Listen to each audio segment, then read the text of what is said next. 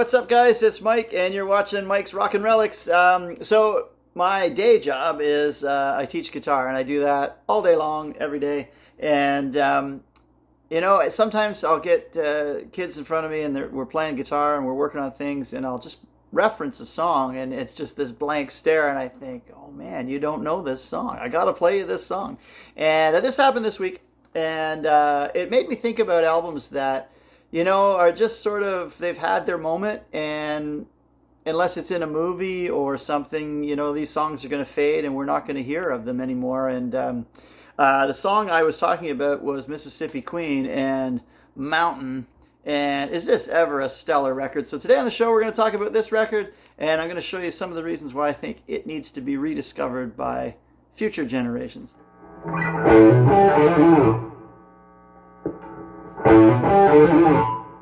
So simple, right? Just but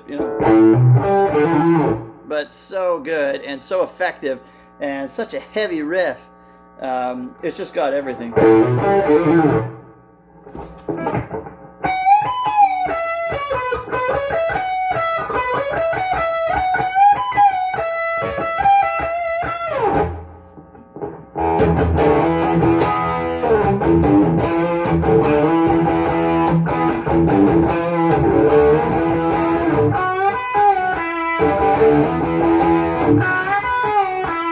What a great song, and Leslie West just laying it down, and he used those Gibson Les Paul Juniors, which had the P90s in them. Now I've got an SG here, Junior, that's doing kind of the same idea with that pickup, but they had such a heavy sound.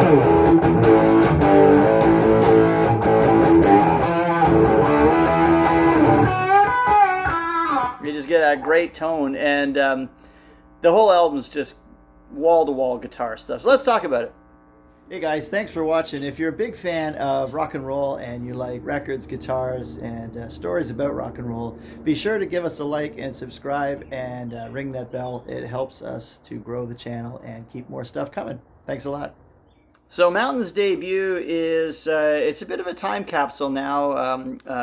There was a producer named Felix Pappalardi who was working a lot with the band Cream, who was a power trio, and power trios were relatively new at that point, and the idea of creating something like that with heavy guitars and sort of this loud sound was interesting to him, and he discovered that Leslie West and him really worked well together. Corky Laing on the drums, and you get this power trio that is Mountain. And they recorded this debut on Windfall Records, and Windfall was actually Pappalardi's label, and I don't think any other artist ever released anything on this label. I think it was just Mountain, and possibly the bands that kind of were associated with Mountain, like when Jack Bruce started to play with them and things like that. I think they were still under the Windfall label.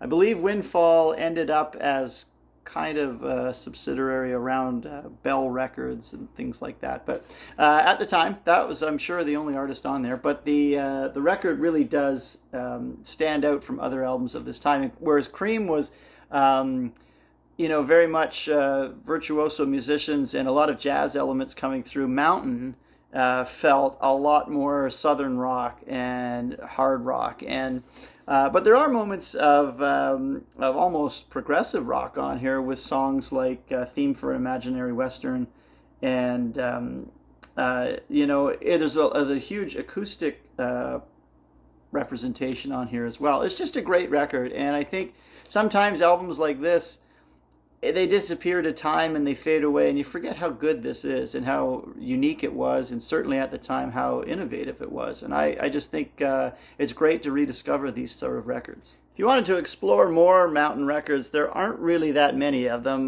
There is some various live albums as well, but another studio record was Nantucket Sleigh Ride, which is also really good, and a great song, by the way, about the whaling ships of the 1700s. It's such a cool record.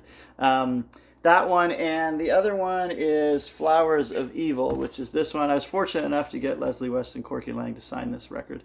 And this is just a band that had so much energy and power, but it was very short-lived.